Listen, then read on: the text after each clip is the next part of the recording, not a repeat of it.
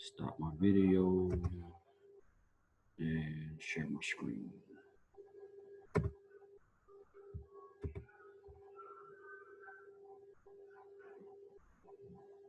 Come on, iPad. Oh no, not no. I don't want my iPad yet.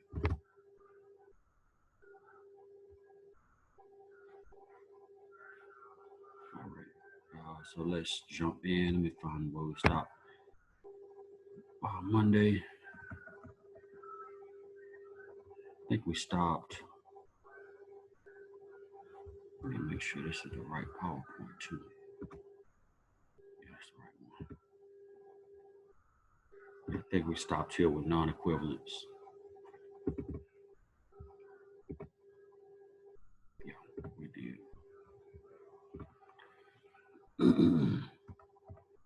So we already looked at the spectra for these.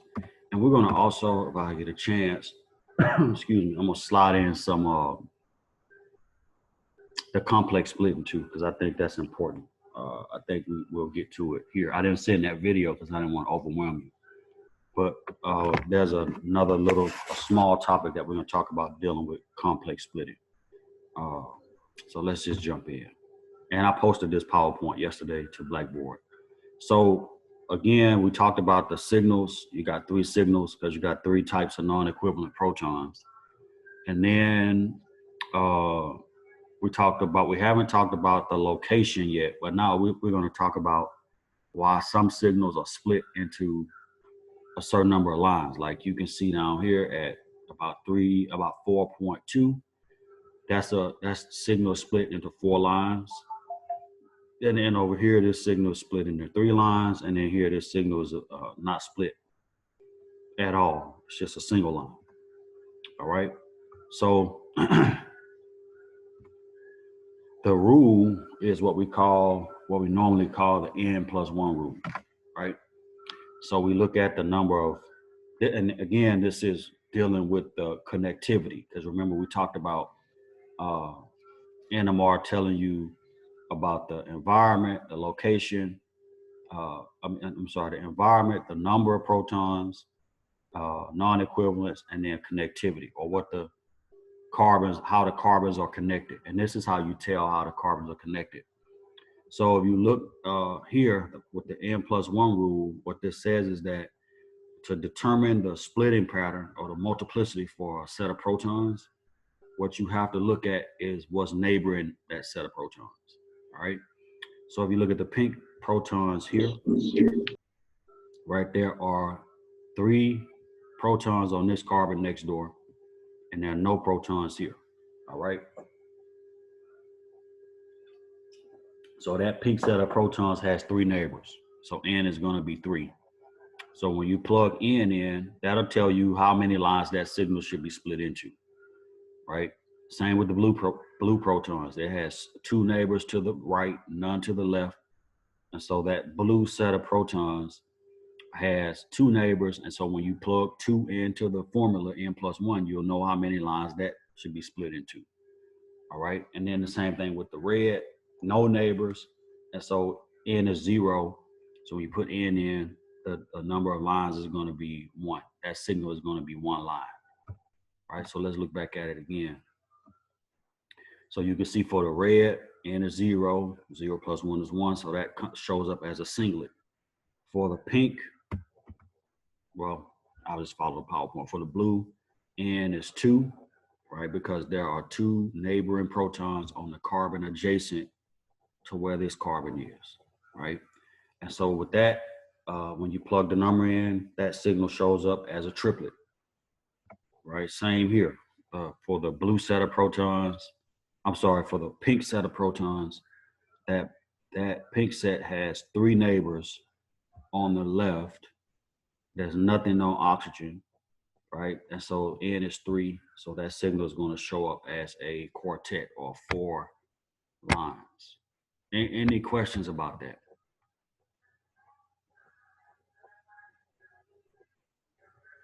Right, so that's going to be you have a triplet, a singlet, and a quartet. And let me annotate this right quick. So if you have 5 lines. It's just gonna follow like so. 6 lines would be a sextet, and then 7 lines, septet. 8 lines would be an octet, so on and so forth. But for the most part, when you have a signal that's split into multiple lines, we just call it a multiplet, right? That keeps you from having to count and it's always 8, it's an octet, it's this. Normally we just call it a multiplet. All right. So any questions? Okay, so here's another piece of information as far as the splitting pattern is concerned. Let me do another text box here. So OH and NH protons don't split. So they don't cause splitting. So for alcohol, it's not uncommon to see the proton on the carbonyl proton, which is adjacent to the alcohol or on the same carbon as the alcohol, that proton not be split by the OH proton, right? So you'll see that when we do some of our examples, that sometimes you'll have an OH and that proton may or may not show up in the spectrum, but it doesn't, even if it does show up in the spectrum, it's not gonna cause multiplicity. It's not gonna split with the protons around that are adjacent to it. So OH protons, NH proton, let's say it's spit. And nobody said anything.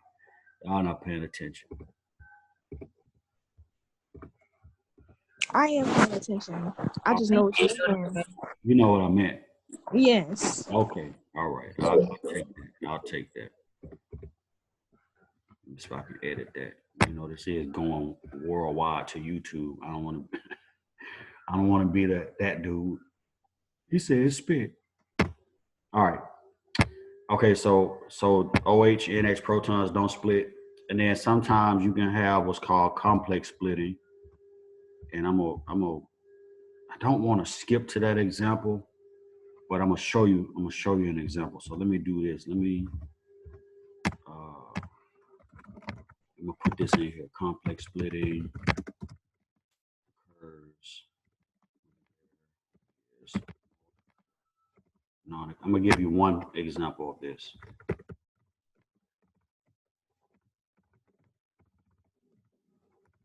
Multiple non-equivalents. That's when you're gonna see complex splitting. So you have these patterns, and I have a video for this. I'll send it after class. It's called ABX, AMX pattern. And I'm gonna show you an example of when you would see this multiple non-equivalence. And 1 second, I just need to get my iPad connected. So let me do this.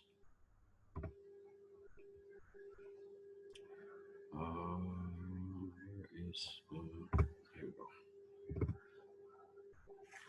All right, give me 1 second, and let me switch to my iPad, and I'll come back to that PowerPoint.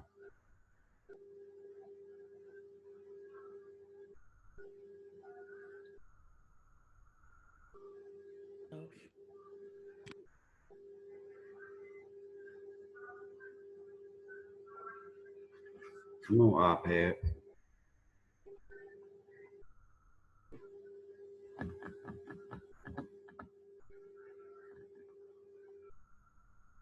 And make sure I'm on the same Wi-Fi. Hold up.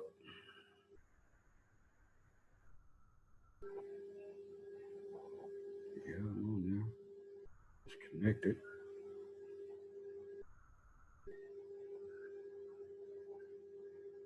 There we go.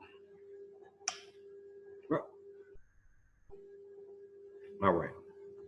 So sometimes, where did I put that blank sheet?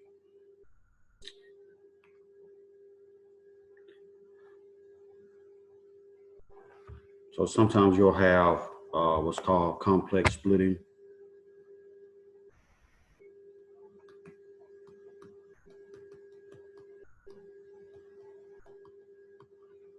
right? And I'm gonna show you an example of that. So let's say you have a molecule with a chiral center. I'm just going, and I think I have an example of that in this PowerPoint.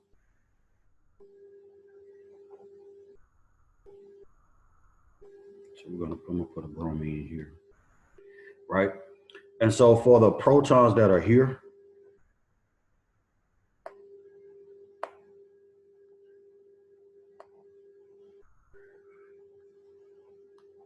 right? You know that relative to that chiral center that's there, one of those protons is going to be up, and one of them is going to be back. All right. And so if that's the case, those two protons, because they are adjacent to a chiral center, I'm going to give you this definition.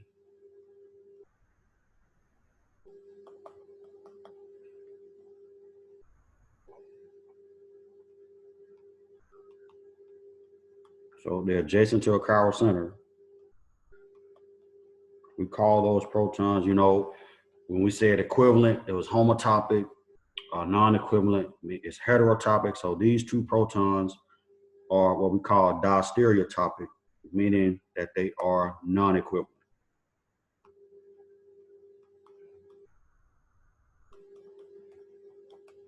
Right there, diastereotopic. And you remember that term, diastereomers, right? From when we did chirality.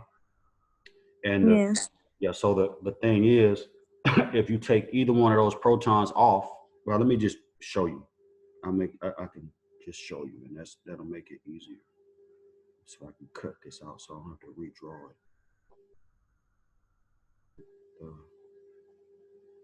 Okay.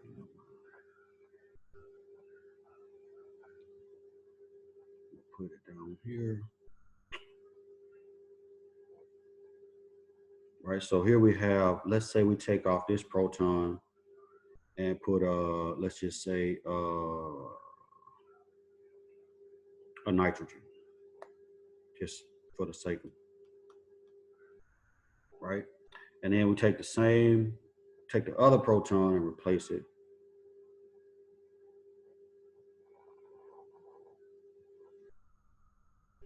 with the same thing, NH2. What's the relationship between those two compounds? It's flipped. Besides the BR.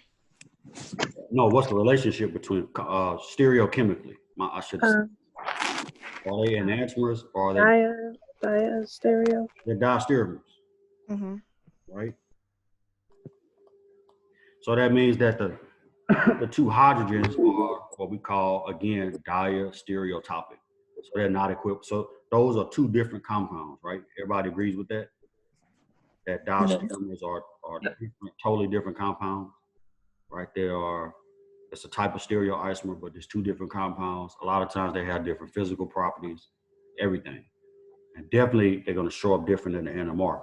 So, because you can't see enantiomers by NMR, but you could definitely see diastereomers, right? So here, these two protons are not equivalent. Are y'all following that? Because they're adjacent to that chiral center, they're not equivalent. So we say that they are diastereotopic. All right, and so remember, if you remember, there's a hydrogen here also, right? Everybody agree with that? Yes. The two hydrogens. Say again? You said the two hydrogens are not equivalent. Not equivalent. No, they're what we call, I'm just writing right here that they're non-equivalent. Right, and they are diastereo. The term that we use to describe them is diastereotopic. Okay. All right, and so this proton right here, let me talk about this right here. This proton is going to split separately, right?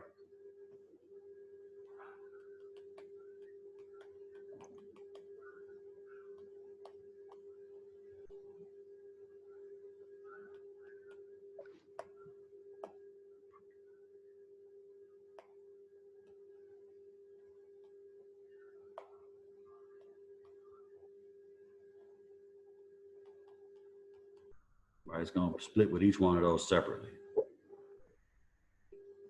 Yeah. Following? Yes, no? So it's gonna split with the hydrogens up top. Mm-hmm. It's adjacent, right?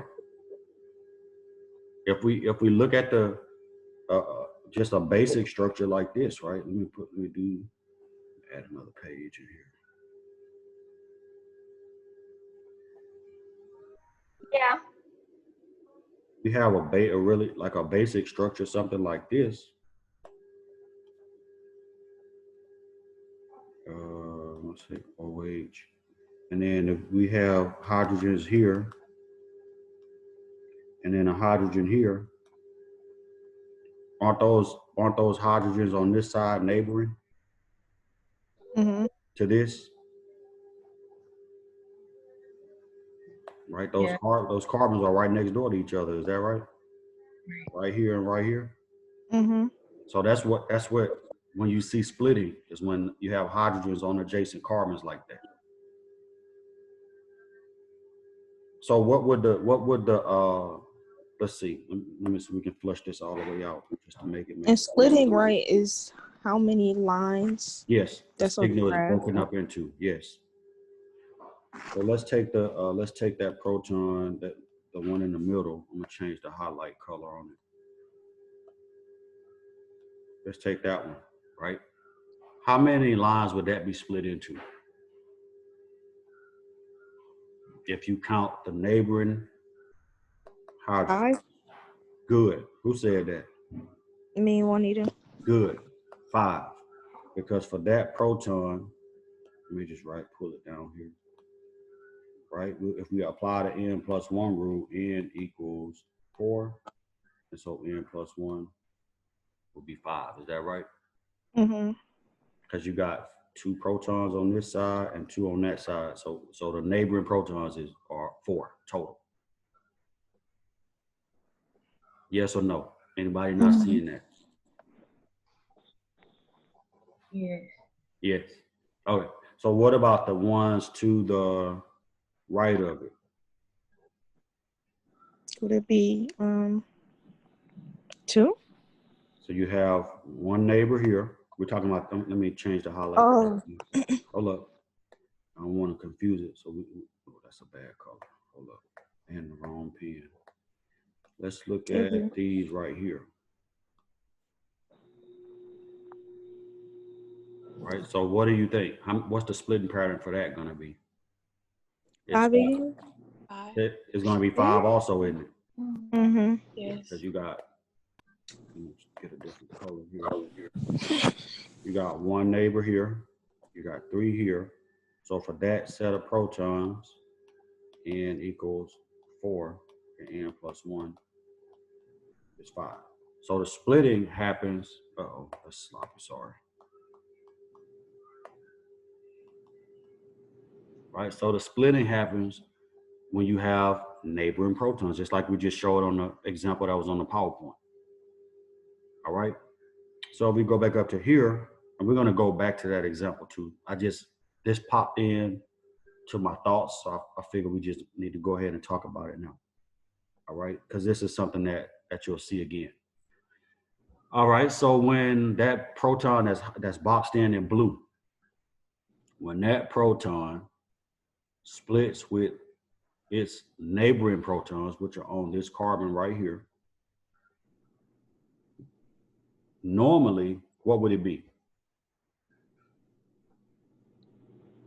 It would be 2. N would be 2. That's exactly right, because you just got 2 protons on the neighboring carbon. But because those protons are distereotopic, right? So let's say this. So under normal circumstances,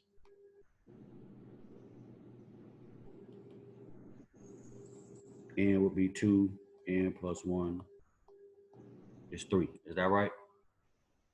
Mm-hmm. So it will be a triplet under normal circumstances.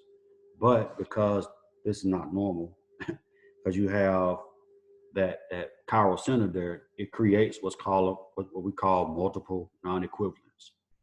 So this is a type of system, like I think this is called like an ABX system, where you have 3 protons that are all non-equivalent. So this would be A, that would be B, and that would be X. Hold up.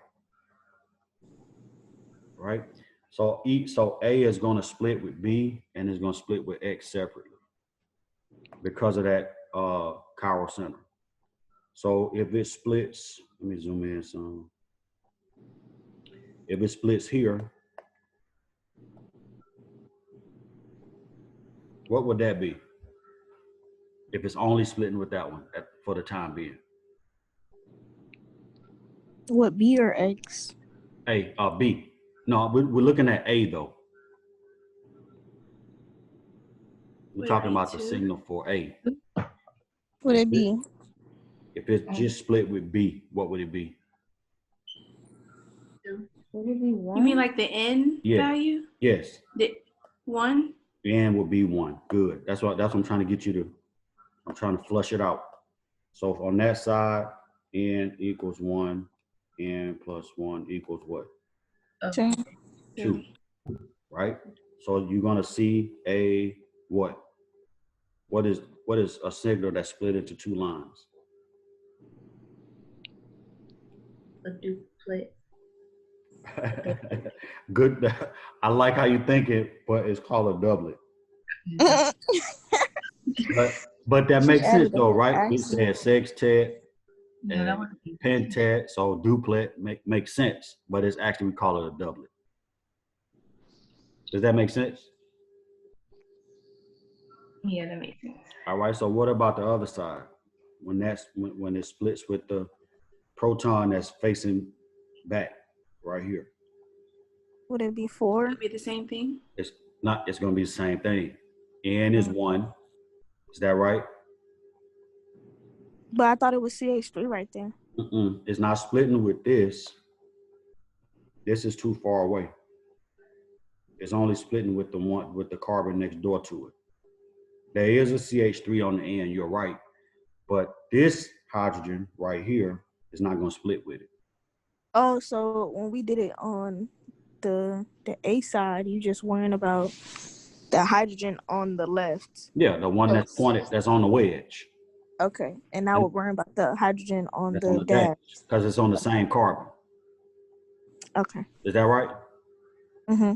So for that one, N is going to be 1. For here, I'm gonna, hopefully, let me move this up, this X.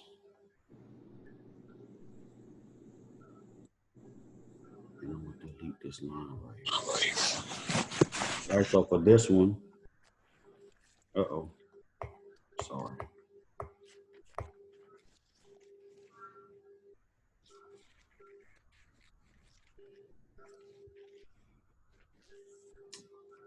All right, get it together, Russell.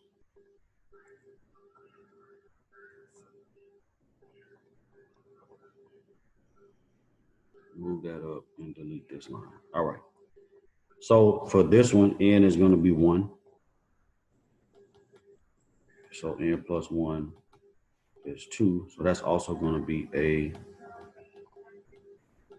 doublet. Following? Let me get that cleaned up.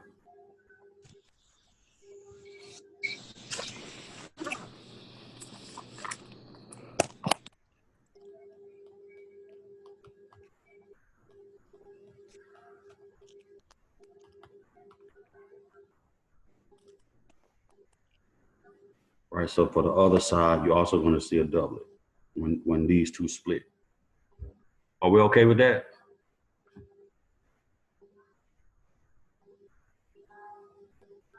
Yeah. Yes. All right.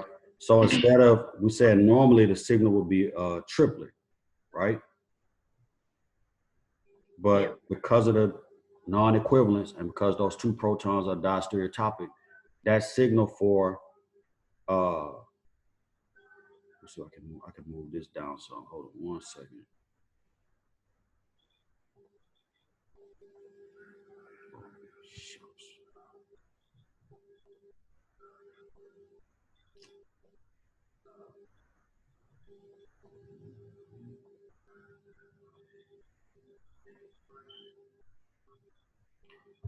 Never mind. All right. So for that proton that's again boxed in blue, that's what we're looking at. That signal is going to be, instead of a triplet, it's going to be what we call a doublet of doublets. So you're going to see two doublets instead of a triplet, because those two protons next door to it are distereotopic, right? That's what it's a complex splitting, one of the many complex splitting patterns, right? So we'll call it, instead of a triplet, we'll call it a doublet of doublets. So let me erase this. And I'll reword it.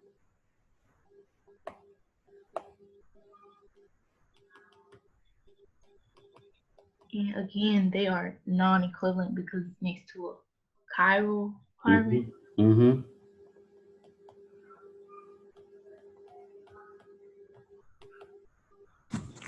So you'll get what we call a doublet of doublets.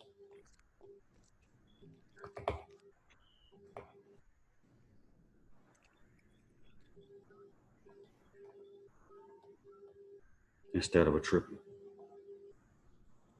right?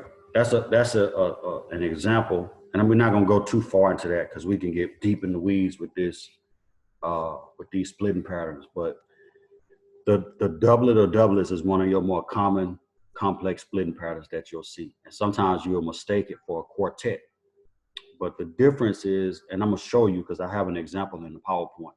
The difference is that with a quartet, your two outer lines are going to be equal, right? So a quartet would look like this, and your two inner lines would be taller. A doublet of doublets, all your lines are going to look the same. They're all going to be the same height. So I'm going to put a Q here, and then this is, when you see this in a publication, you'll see it listed as DD, doublet of doublets. So there's a big difference, all right? So let's go back to the PowerPoint. Uh-oh, sorry. Let's see. Here, right? So that n+1 rule, again, applies no matter what, right? And if it's a complex splitting situation, then there's another equation that you can apply, but we're not going to talk about it. We'll worry about that when we get to it. All right, so this is why you see, again, you see how the quartet, how you have two outer lines and then two inner lines, and then two outer lines are the same height. And there's symmetry in these signals, right? The two inner lines are the same height. Same with the triplet. Your two outside lines are the same height, and then your middle line is, higher than both. And that happens because of what we call Pascal's triangle, right?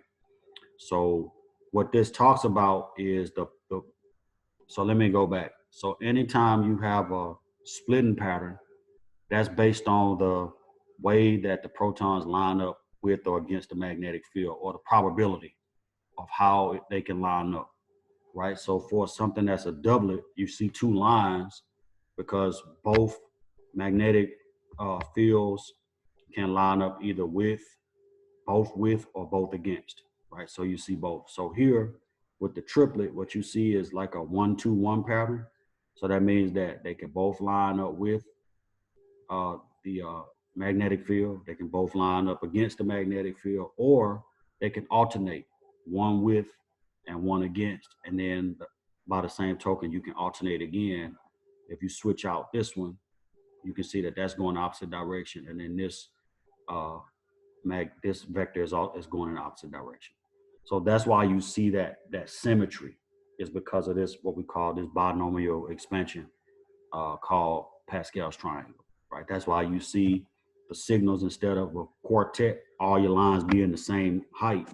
That's why you see the two outer lines being a certain height and the two inner lines being a certain height. All right. Any questions about anything we talked about?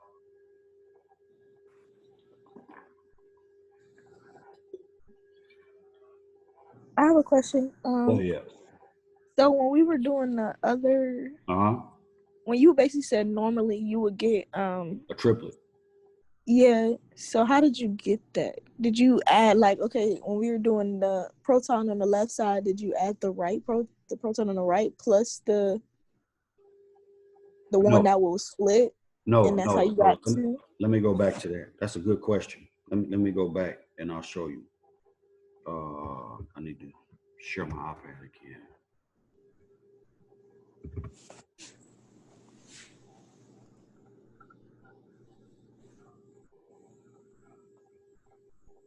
So let me take one of these down here. That's not as messy. And what I'm gonna do is, no, I'm not gonna do that. I'll just copy it first, and then I'll show you.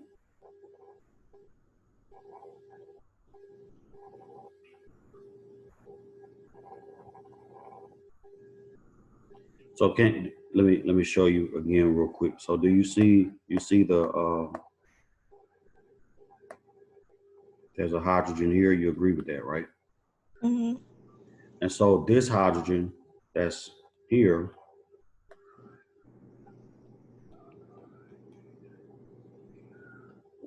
it's gonna see each one of those differently because of their location. You see how the one is wedged so this hydrogen is pointed back. You agree? Oh, it's on the Mm-hmm. dash.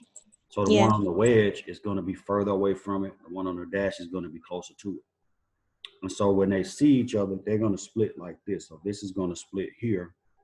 So this is the neighbor.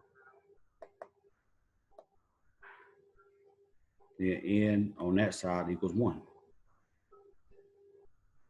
You Mm-hmm. agree? Yeah. Mm-hmm. So N plus 1 would be 2. So that's going to be a doublet.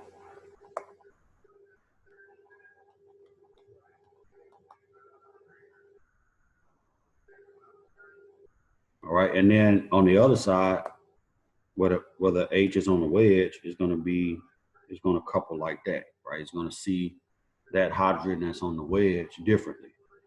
But the same formula applies. You never change that part. So N in that case is going to be 1. And then N plus 1 would be 2. So that's also going to be a doublet. Oh, okay. So when you see a triplet, that's when that proton sees both of them equally? Equally, yes. Yeah. Oh, okay. Yeah, good question. That's a great question. And I'm glad you're thinking about it like that. Because when we first started this example, that was the whole purpose of me talking about the two protons being distereotopic. Mm-hmm. So they're in different stereochemical environments. And so because of that, the protons that they neighbor are going to split with them differently. Mm-hmm. Well, specifically the proton that's on that chiral center. Right, the one that was here that had boxed in blue. Mm-hmm. Next to BR. Yes. All right. You got it now? Mm-hmm. All right, cool. Great question. Great question. I'm glad you asked that. Let me see. Go back to PowerPoint. All right, so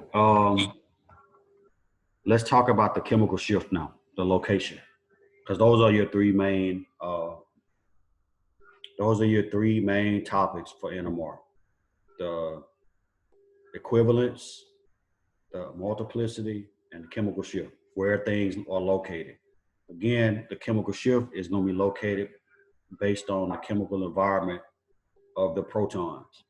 And if they are in an electron-rich environment, then where are they going to be?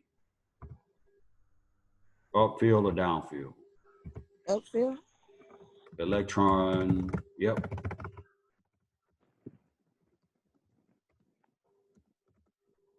Upfield. So electron rich is going to be upfield, and then if it's electron poor,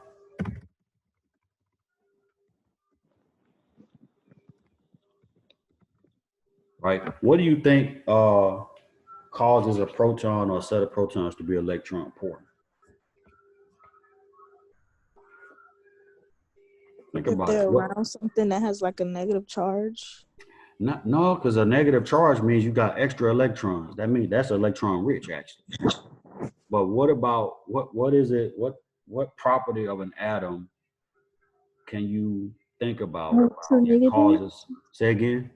Electronegativity. Electronegativity.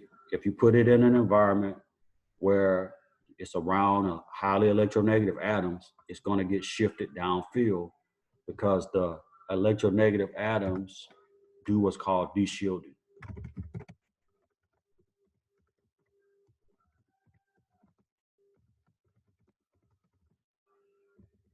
Right? They deshield protons. They kind of pull away some of their electron density around it. And so when it gets deshielded, it gets moved downfield. And again, this is all very nuanced. If it's 0.1 and it moves to 0.15, that's a downfield shift.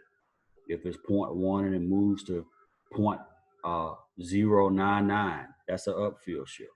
So, I mean, it's very nuanced as far as how much a proton moves upfield or downfield, but it definitely, you'll see it in the spectrum. So look at this spectrum. Which one is the furthest downfield? Keep in mind, downfield is going towards 10, away from 0. Upfield is going towards 0, away from 10.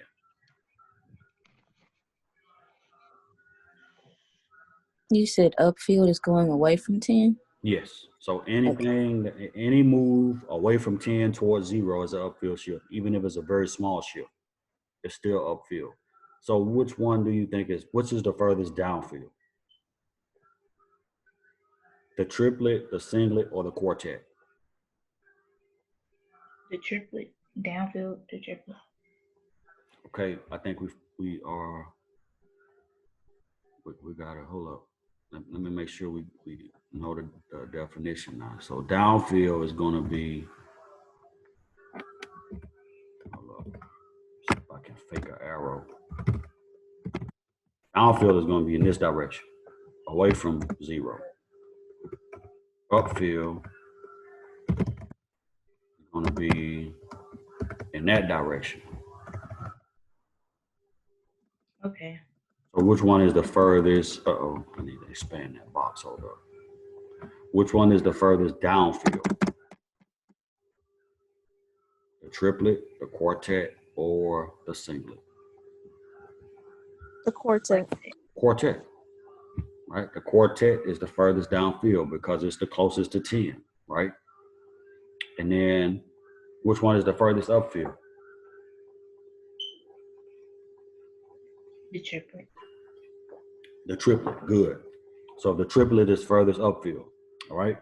So let's see. Oh, hold up, I gotta take the annotation off. Right? So all these signals have different locations. Upfield is electron poor. Electron rich, downfield electron poor.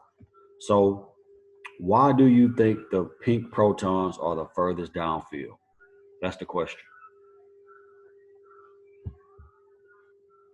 It's next to that. I always forget the names of it, but the double bond oxygen and it's bonded to the oxygen.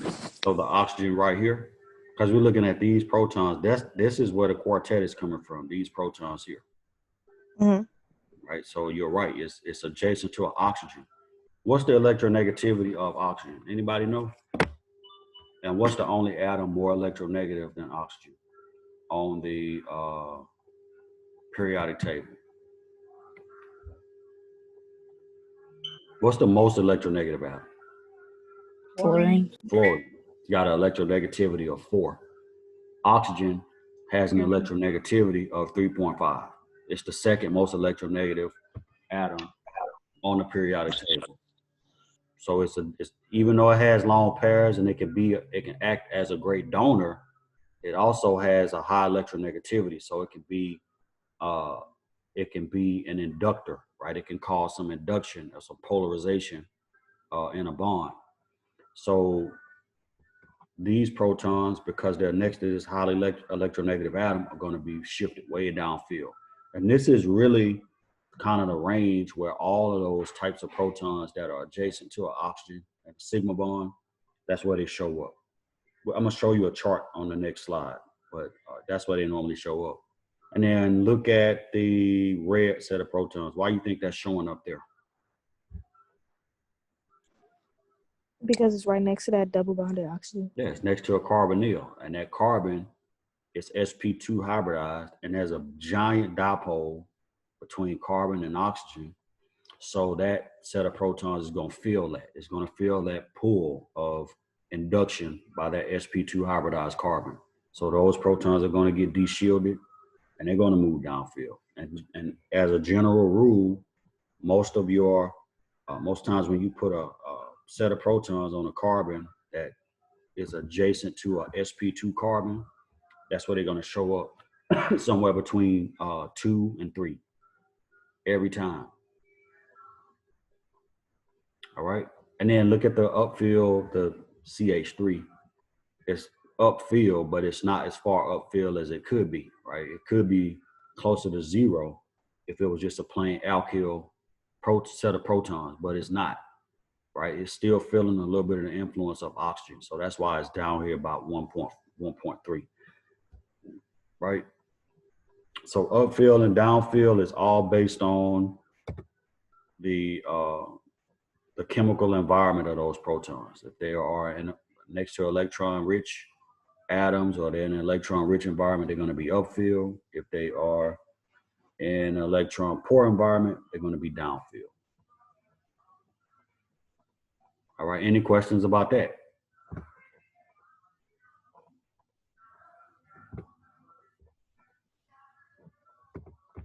All right, so here's a chart, and this is in that PowerPoint that I posted to Blackboard the other day. So regular alkyl protons here, right? Somewhere from between 2 and 0. The minute you start putting functionality around the hydrogen that you're looking at, and note, I want you to don't miss this.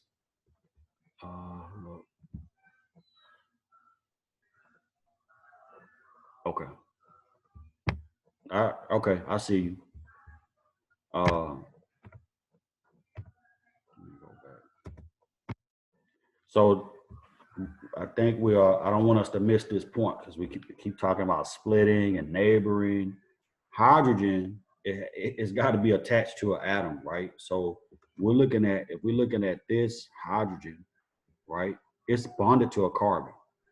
And so the neighboring hydrogens are also going to be on atoms, carbon or other atoms adjacent to that. So if, like, let's just say for instance, this hydrogen right here, it's on this carbon, it's going to couple or split with hydrogens on the carbons immediately adjacent. So here or here. So don't lose that, because I think it's easy to think about the hydrogens kind of just existing in space, and that's not the case. They're always going to be attached to a specific atom, right? So when you start putting functionality adjacent to where the atom where the hydrogen is attached, it's going to change the chemical shift, right? So when you put a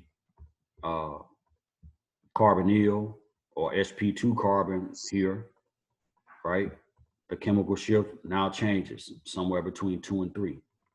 When you put an electronegative atom like oxygen or nitrogen or a halogen on the carbon where that adjacent where the hydrogen is, you see that? So the electronegative atom is here, and on the same carbon as that hydrogen, it's going to shift down even further, right?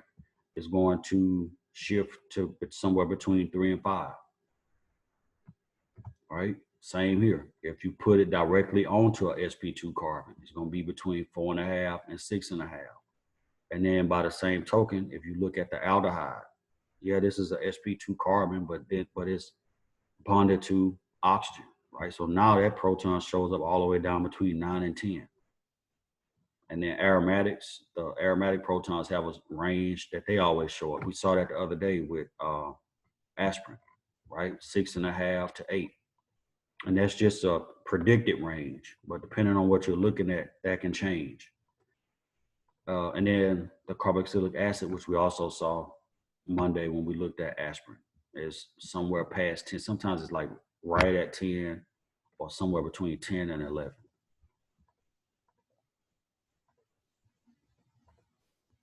All right. Why do you think that's so far down, so far deshielded?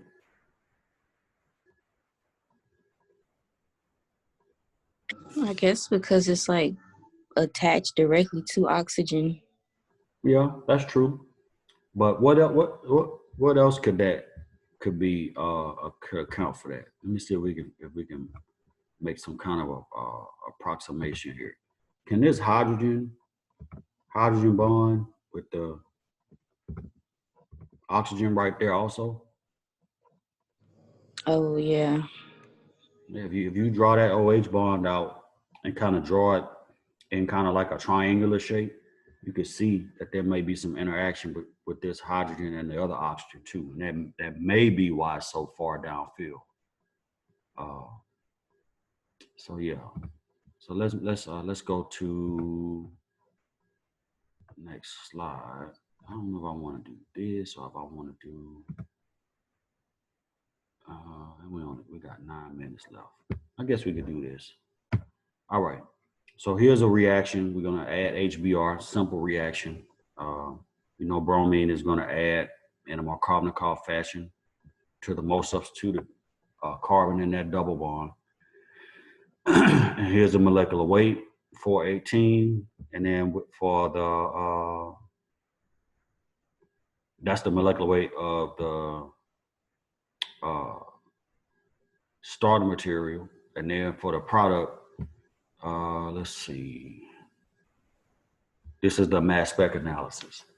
So you got 418, 416, 420, 419, 417, 421, and 420.10. All right.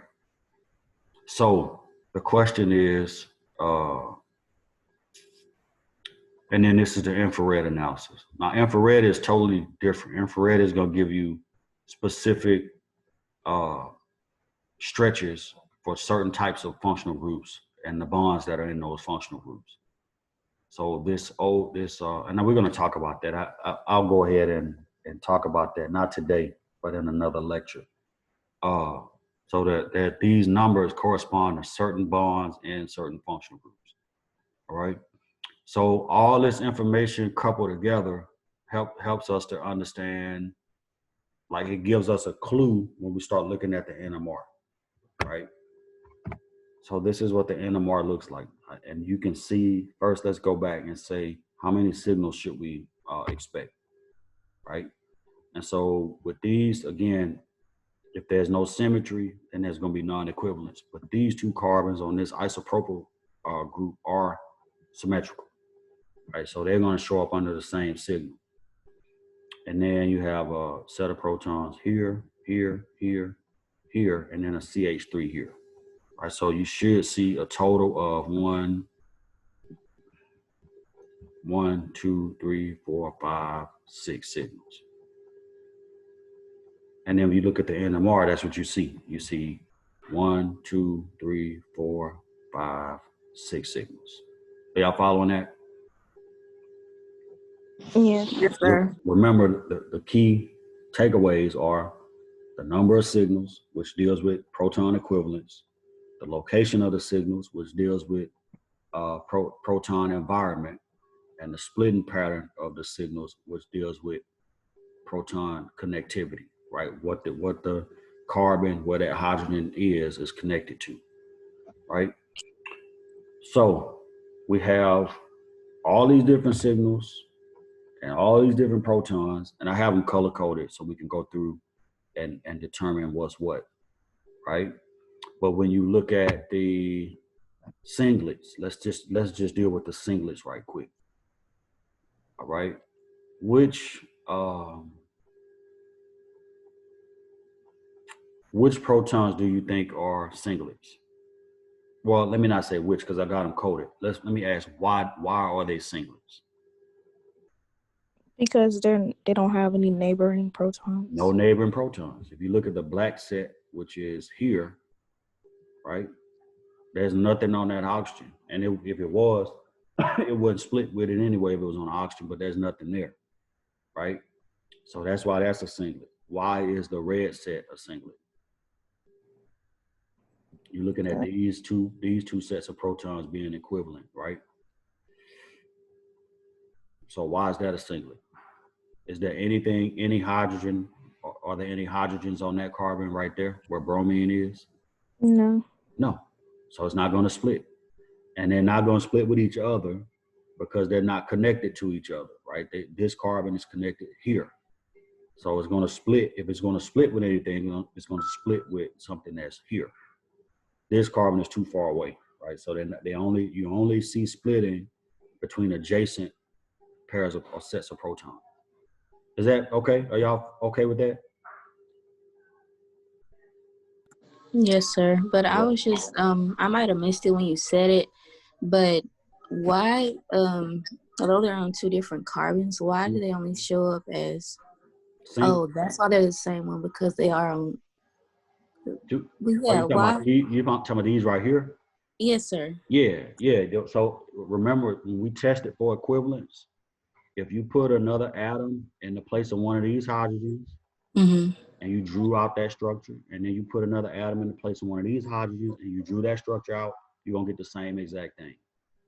So Okay, so yeah. those two would be an example of, although they're on two different atoms, because of that little symmetry, right here, there's a loop, that's symmetry between these two carbons. Because of that, they're going to be equivalent. Okay, I got it. Thank you. Okay, so let me ask this question, because we hadn't touched it, but we can touch it now. All right, remember I told you about, and we're going to stop in 2 minutes. Remember I told you about integration? Did we talk about that?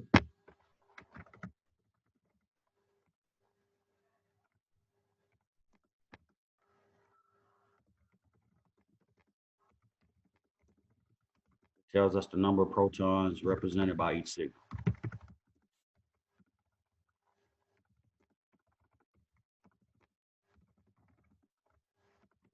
Are y'all following? And like I was saying, when I was discussing it or introducing it, right, normally what the integration, what you do is, you don't do it, the software does it, but you'll put a curve over the line, kind of like that, kind of like an integral, right? If you took calculus, you've seen integrals before, right? And so what happens is you take the area under that curve, and that area, you don't have to do it. Well, it used to be manual. You used to take a ruler and measure all the peaks and the heights, and then divide by the sum of all the heights, and that'll give you the integration for each set of each peak or each signal. But here, now you just have software. You just highlight the signal, and it'll integrate it for you. So how many protons would that signal represent, the red one? If I took the integration. 1. I mean 0. No, think about the red. This signal is for these red hydrogens right here. How many of those are there? In total, there's 6. 6. So that signal is going to be representative of all 6 of those protons. Does that make sense to you?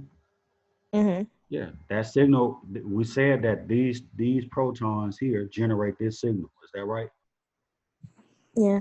And they're all equivalent. Is that right? Mm-hmm. Yeah. So when we integrate that signal, it's just going to tell us that that signal represents 6 hydrogens. All right. What about the other singlet? The black singlet right here.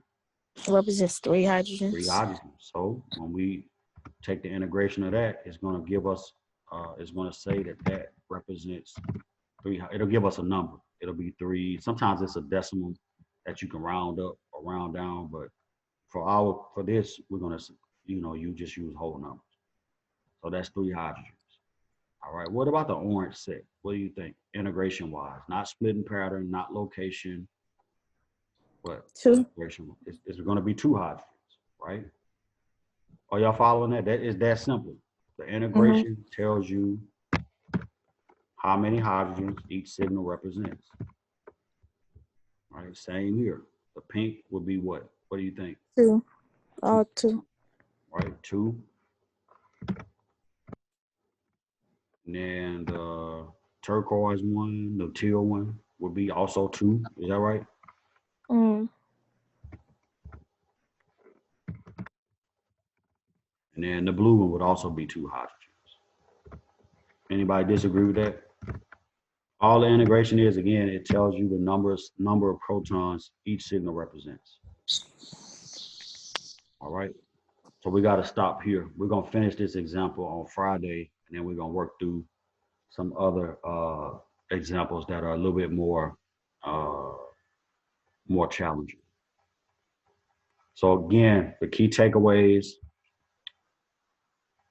equivalence, that's going to determine the number of signals, or non-equivalence. Location, which is determined by the chemical environment, electron rich or electron poor.